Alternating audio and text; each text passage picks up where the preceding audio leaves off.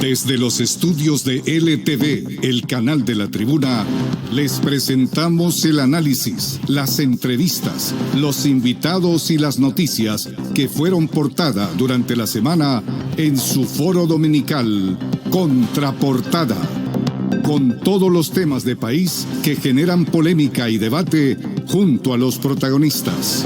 Contraportada, con el destacado periodista Eric Mejía. Comienza ahora.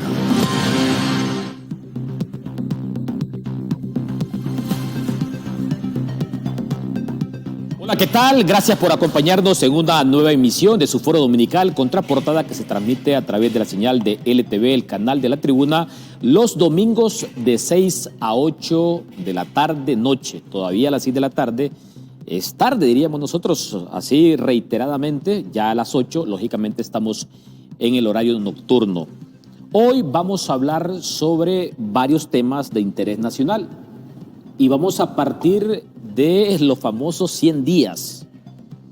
De los famosos 100 días.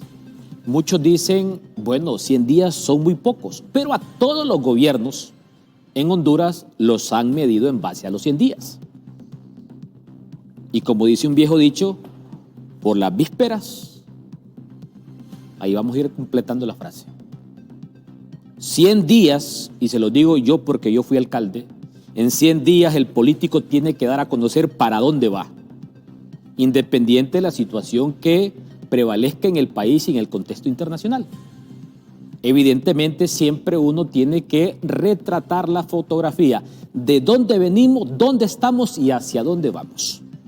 Y hay dos palabras similares pero con contenido distinto: comunicar e informar. Podemos estar informando, pero no comunicando adecuadamente. ¿Y quién mejor para comunicar que la máxima autoridad llamada presidente de la República? No es lo mismo que lo diga el presidente a que lo diga un funcionario de segunda o de tercera categoría. Hasta que perdieron, los funcionarios de Libre dijeron: no supimos comunicar. No había quien informara, pero estando en el gobierno sabían que no lo estaban haciendo. Lo que pasa es que muchas veces cuando se está en el poder no se quiere aceptar los errores, hasta cuando ya es demasiado tarde. ¿Y quién paga la factura? El candidato del partido oficialista. Ese es el que paga la factura en la siguiente elección. ¿Por qué? Porque todas las elecciones que son un referéndum de esos 4 años de gobierno. Yo me asusto en este momento los indicadores de aprobación con los que salió el presidente de Costa Rica. 72% de aprobación. Y se trajo abajo todo el establishment. Con ese alto porcentaje de aprobación, su candidata ganó contundentemente las elecciones, no solamente a nivel presidencial, porque su partido sacó una cifra histórica para la asamblea, que creo que en Costa Rica es de 58. Sacó 31 diputados. Nunca antes un partido distinto a Liberación Nacional, que fue el histórico aliado del Partido Liberal en Honduras, de los Fijeres, de los Arias, había sacado tanta cantidad de diputados, 31 diputados. Si no estoy equivocado, solo le faltaron 3 diputados para tener mayoría calificada. ¿Y esto producto de qué es? Del quiebre de los partidos tradicionales. Pues bueno, vamos a hablar de los 100 días, pero no solamente del gobierno, porque también en estos primeros 100 días de gobierno hay que valorar y analizar qué están haciendo los partidos políticos. El partido oficialista y los partidos que deberían de estar en la oposición, haciendo una oposición constructiva o algunos una oposición destructiva, porque en una democracia todo es válido. Normalmente en las democracias solo dice vamos a valorar los 100 días de gobierno. También hay que valorar también los 100 días de los partidos políticos después de el establecimiento de un nuevo periodo de gobierno. ¿Qué está haciendo el Partido Libertad y Refundación? ¿Qué está haciendo el Partido Liberal? ¿Y qué está haciendo el Partido Nacional? Miren lo que pasó en Chile. Y aquí tengo personas que saben mucho de política. En Chile el presidente Kast renunció a su partido porque él es el presidente de los chilenos, no el presidente de un partido. Pongamos el caso más sencillo acá, Estados Unidos. Trump no gobierna para los demócratas, él gobierna para los republicanos y ese es un grave pecado. El presidente es electo para gobernar un país completo. Y ojo, el tema económico hoy, partiendo de lo que pasa en el mercado internacional con el petróleo, se está convirtiendo igual o peor que administrar un país en tiempos de la pandemia. Estuve viendo en todos los canales de televisión el principal tema en el que hacen énfasis los ciudadanos en Honduras es el tema económico. Todo ha subido, todo. Un poco subió el salario mínimo, un poco, no tanto. Muy bien, a propósito, hoy tengo aquí al ingeniero Julio Larios. Eric, mucho gusto. Ya días lo venía viendo en diferentes foros de opinión pública y dije yo, va a llegar el momento de tenerlo en contraportada. Un gusto y un placer, un honor estar contigo aquí. ¿Qué hay del ingeniero Julio Larios en un 2026? Pues, ¿hacia dónde va y dónde está? En el área, hablando de profesionalmente, estoy incorporando las nuevas tecnologías a todo lo que es mi servicio profesional de asesorías, inteligencia artificial, agentes. Pero en el tema político estamos construyendo, estamos preocupados porque no hay un camino de salida para Honduras, sino más de lo mismo. Y creemos que es necesario hacer un planteamiento serio, donde se revisen los diferentes problemas estructurales. Todo el mundo habla de problemas estructurales, pero nadie en este momento está mencionando cuáles son, cómo deben resolverse. Entonces estamos dedicándole un poco de tiempo a eso para tratar de contribuir con el desarrollo de Honduras y tratar de influir en los partidos políticos o tal vez en uno nuevo que quiera incorporar algo a favor del pueblo, a favor de la democracia, que ya fue suficientemente golpeado. Este último gobierno que tuvimos, el gobierno del Libre, nos dejó ver que o hacemos cambios o nos ponemos serios o podemos perder nuestro país. O sea que aquí, algunos estarán de acuerdo, otros no. Quien salvó a Honduras fue que Estados Unidos se llevó a Maduro de Venezuela. Porque si no, la conexión de Venezuela libre hubiera estado bien fondeada, me refiero con fondos, hubiera tenido apoyo tecnológico, apoyo estratégico, de inteligencia, todo lo que ellos tenían. Eso se cortó. Luego viene todas las visitas de Estados Unidos, incluso militares visitando, mandando un mensaje. Luego el cambio del jefe del Estado Mayor Conjunto de las Fuerzas Armadas. Estaba plegado completamente al partido de gobierno en aquel momento de manera negativa. Bueno, que hay que decirlo, eso ha sido casi siempre. Porque aquí cuando la reelección ilegal de Juan Orlando Hernández, las Fuerzas Armadas, quienes estaban al frente del Estado Mayor Conjunto, también estaba plegado con el político de turno. Hay una diferencia, Eric, Germán, que una cosa es actuar por omisión, o sea, mejor dicho, un pecado de omisión y otro por acción. Pero el pecado termina siendo casi igual. No, es diferente, porque yo me hago el que no estoy, pero en el otro yo estoy contribuyendo a que eso ocurra, es diferente. Y claro, todas esas cuentas tendrán que ser saldadas en algún momento, porque esos son, digamos, ¿usted cree que delitos eso pasa en Honduras? Que en algún momento sí, yo pienso que sí. Okay. Yo pienso que sí, y hay una pequeña muestra, es como una tormenta y de repente aquí hay una gota de agua y otra. Perfecto. Y ya me dan muchas luces para el debate. Ya se nos va a incorporar el ingeniero Juan Carlos Rodríguez también. Le doy la bienvenida a Germán Lobo, ex consejero del órgano electoral. A propósito, Germán, mucho gusto. Buenas noches. Eric, un placer para mí. Tenemos de por medio el día jueves, este próximo jueves, la comisión especial. Vamos incorporando al ingeniero Juan Carlos Rodríguez, por favor. El próximo jueves ya la comisión especial va a entregar la nómina de 18 candidatos para que sea el pleno del Congreso Nacional, como quien dice, la pelota pasa al pleno. Hay muchos rumores sobre eso. Buenas noches, ingeniero Germán Lobo. ¿Qué rumores hay, abogado? Muy buenas noches, Eric. Un placer para mí saludarte y saludar al amigo Larios y al ingeniero Juan Carlos.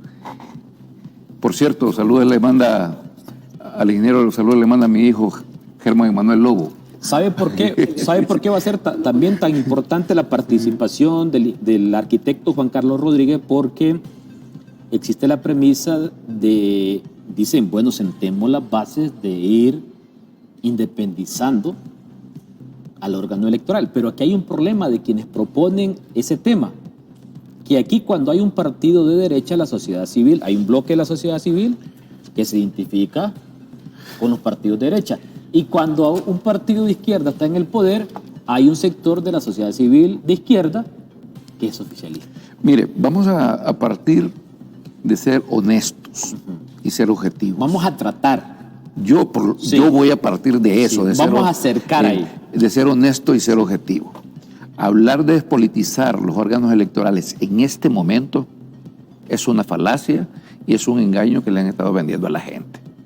Porque usted no está haciendo una sustitución o una renovación total del órgano electoral. Le cito el ejemplo, el Consejo Nacional Electoral solo va a cambiar 2 elementos ahí.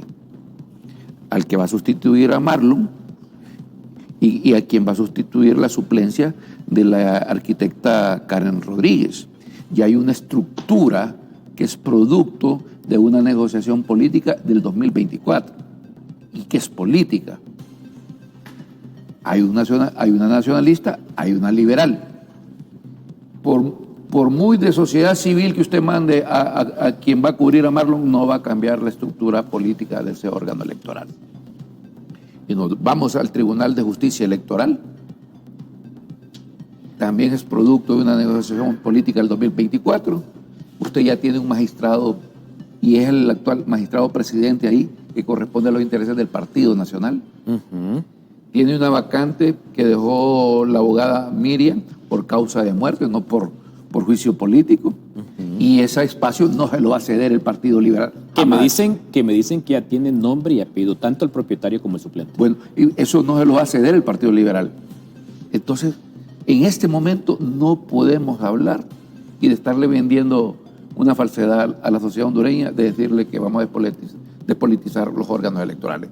Preparémonos, si lo queremos hacer, hagámoslo y hagamos un proyecto para el 2029, que es cuando toque el relevo total de los órganos electorales. Parece en ese momento. Otros andan hablando ahí, no, que ya no van a haber suplentes, que van a ser 5. En este momento no lo pueden hacer. Para hacerlo, tendrían que hacer una reforma constitucional que tendría que aprobarlo en esta legislatura y ratificarla en la próxima. Entonces, no han tenido entretenidos. Y ahora hay rumor de que no se ponen de acuerdo.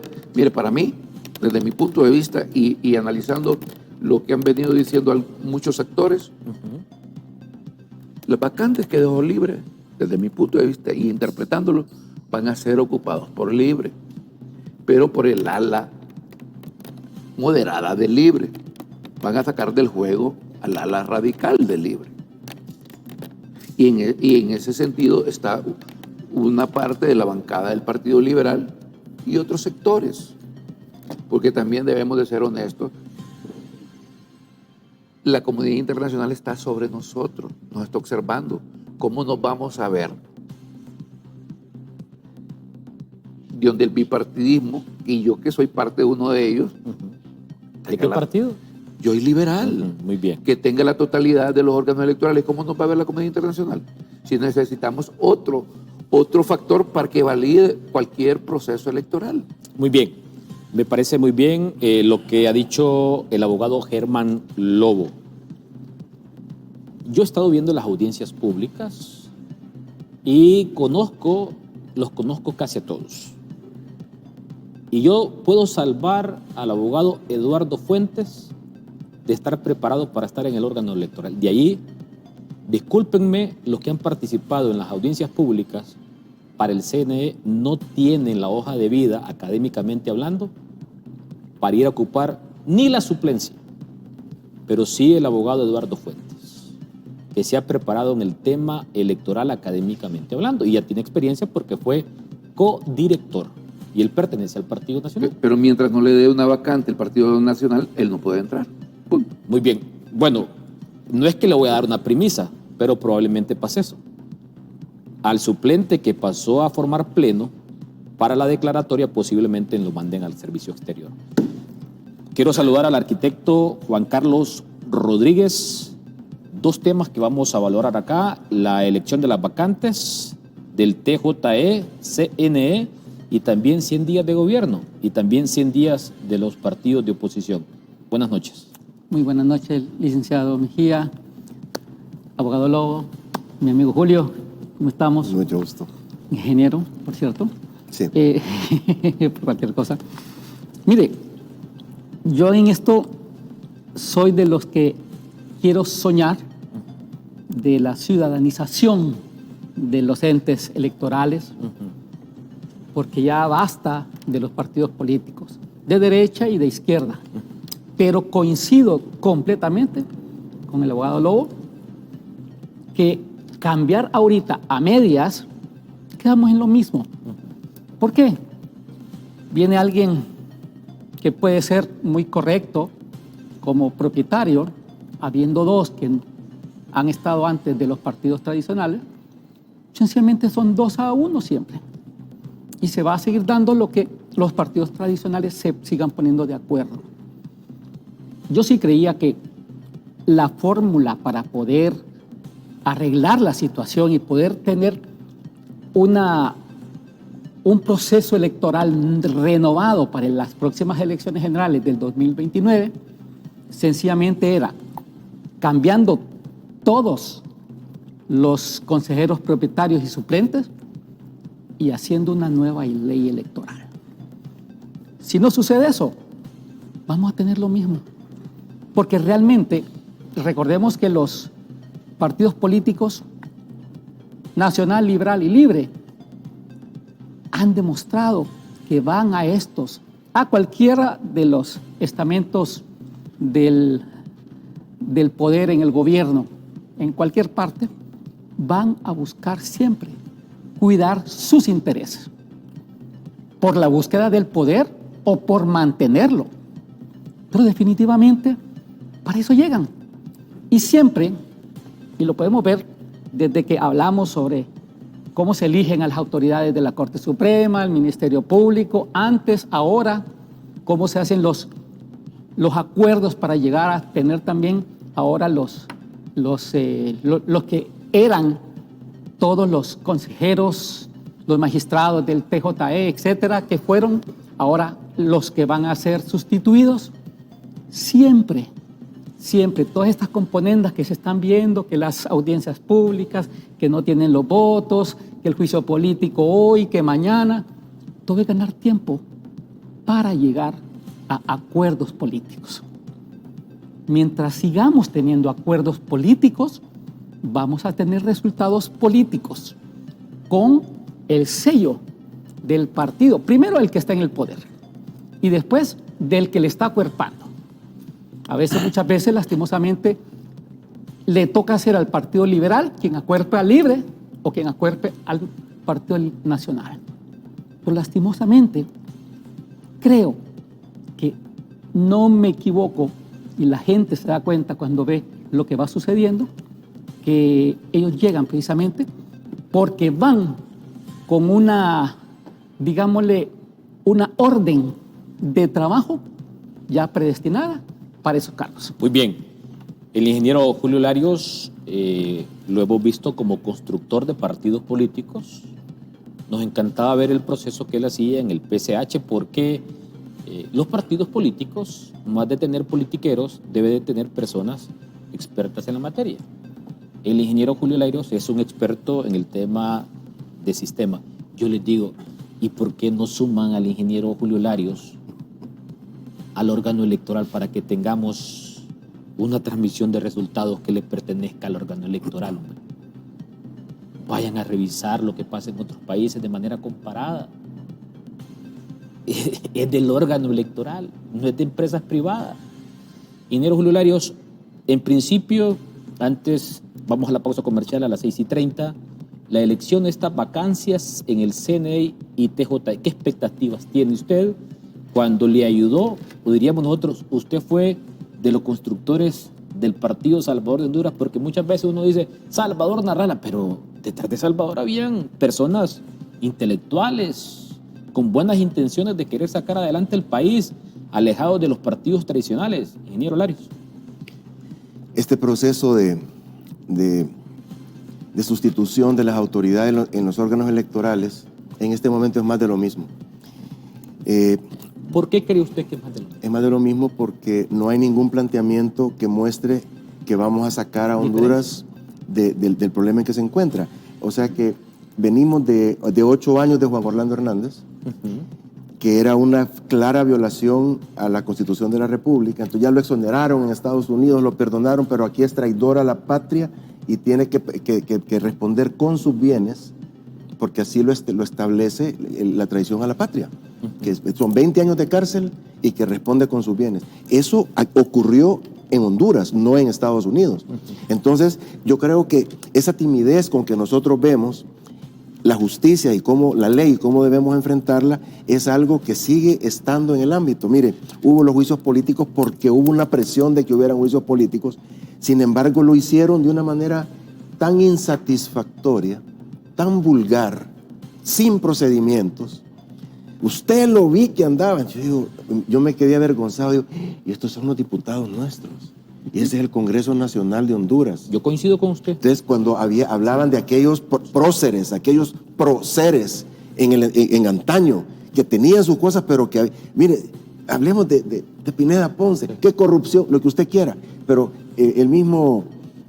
han habido personajes que se han descompuesto a lo largo del tiempo, pero que es resultado de eso. Ahorita no hay nada en el Congreso. Bueno, y yo les digo a los del Partido Liberal, pónganle atención porque de esas comisiones especiales que estuvieron ahí para hacer las audiencias, se destacó un diputado suplente que se llama Alex Berrío, que sí él supo hacer su trabajo desde la óptica como inquisidor de los que estaban siendo enjuiciados. Y yo pregunté, ¿y quién es Alex Berrío? No, es un joven diputado, abogado que litiga en los tribunales de San Pedro Sula.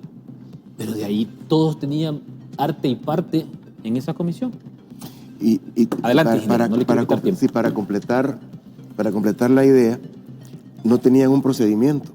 Un procedimiento sencillo es, por ejemplo, yo soy ingeniero. Estoy acostumbrado a trabajar con leyes de formación, con estructuras y a implementar cosas de acuerdo a un ordenamiento para que las cosas funcionen. Tan sencillo como decir, usted está considerado para ser removido de su cargo por las causales es 1, 2, 3 y 4. ¿Tiene algo que decir con respecto a la 1?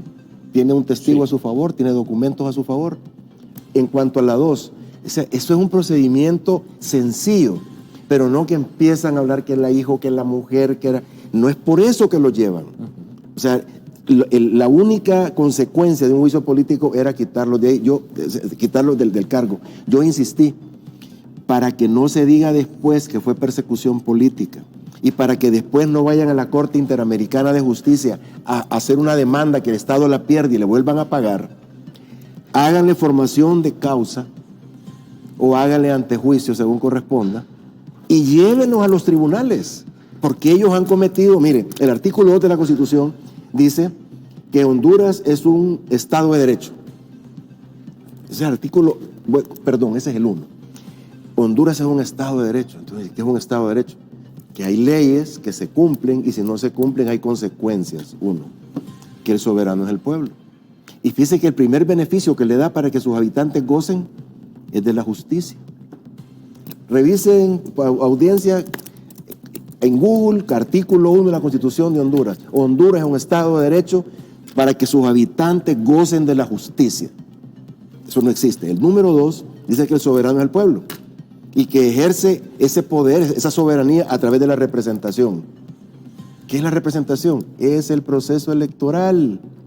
El que intenta suplantar la voluntad popular es traidor a la patria y tiene 20 años de cárcel y posiblemente decomiso de incautación de bienes. O sea que cuando desde las instituciones usted quiere hacer un golpe electoral, es un acto de traición a la patria de acuerdo al artículo 2. Pero eso los abogados no lo quieren mencionar, porque es demasiado pesado, es demasiado grueso. Entonces yo diría, ya que los quitaron del cargo con el juicio político, ahora que los lleven a los tribunales y que no se diga después que fue porque una persecución política. Y cierro diciendo, el artículo 324 de la Constitución dice que cualquier malversación de fondos, gastos, digamos, mal generados, cualquier pérdida de los activos del Estado por causa de un funcionario, el Estado tiene derecho a ir donde ese funcionario a recobrar ese dinero del propio patrimonio del infractor. ¿Por qué no aplicamos, señor Procurador General de la República, que a él le corresponde como representante legal del Estado? ¿Por qué no empezamos a ver eso? Ya le pagamos a los de la Corte Suprema de Justicia, de la Sala de lo Constitucional, porque fueron allá y ganaron. Y miren, ¿quién los despidió? Señor Presidente de la República, que trabaja con el Procurador General de la República, ¿quién los despidió para ir a sacar el pisto de las indemnizaciones de esas personas? Todo eso no se ve en el gobierno actual y creemos que es necesario que haya un cambio. Bueno, a mí hasta cierto punto me ha parecido muy bueno el posicionamiento del Procurador General de la República. Nada más que cuando le preguntaron sobre el caso del director de aduanas que tiene demandado al Estado, no sabía qué decir. Es que aquí vamos a aplicar la justicia por igual. Si alguien va a querer trabajar en el Estado y le dicen, ¿tiene demandado usted al Estado? Sí, no puede trabajar entonces. Pero ahí tienen al director de aduanas. Y aquí hay que aplicarla, ¿sí o no, Germán? Hay detalles. Pero usted Eso pasa, no es tan fácil. Pero sí Cuando hay puede. manipulación política. Sí se puede. No, pero si usted incluso hasta un vigilante le hace esa consulta de que si tiene demandado al Estado no puede trabajar con el Estado. No debe. ¿No debe? Así es, no debe. Entonces, ¿por qué? ¿Por qué no se la va a aplicar a un alto funcionario? No. Mire, eso se ha venido manejando y yo... Usted es abogado. Sí, pero no está en ningún estamento jurídico. Ajá. Es a prohibición. Por eso es que no debe, aunque puede, pero no debe. Eso es una cuestión de ética y moral. Claro. Y políticas de Estado. Pero me gustó, me gustó lo que pasó ahorita con la ministra de Gobernación, porque ella tenía demandada al Estado y concilió. Sí. Bueno, y lo mismo, hicieron pública, salió publicada en la Gaceta. Okay. Eso me gustó mucho. Lo que lo quiere llevar es que esas son políticas de Estado, del gobierno de turno. Sí. Recuerdo en el 2014, el 2013 yo trabajaba para la Dirección Ejecutiva de Ingresos. En el primer mandato de Juan Orlando Hernández, yo vaqué de la Dirección Ejecutiva de Ingresos. Yo recibí mis prestaciones y me fui. Pero me quedé... ¿Usted solicitó las prestaciones? No, ellos me liquidaron.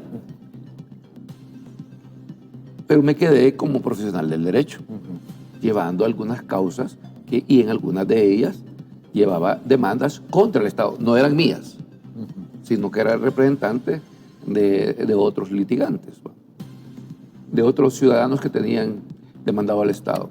Y en muchas ocasiones yo fui a pedir trabajo y eso me limitó a ser parte del gobierno de don Juan Orlando Hernández, debido a que yo era abogado de terceros. Entonces, esas son políticas de Estado.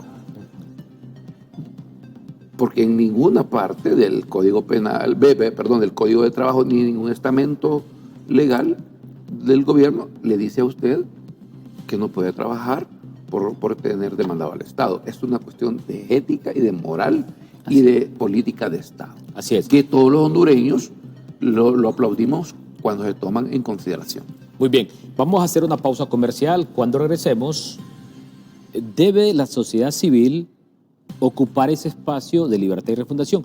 Yo vengo escuchando detenidamente a Patricia Burdet.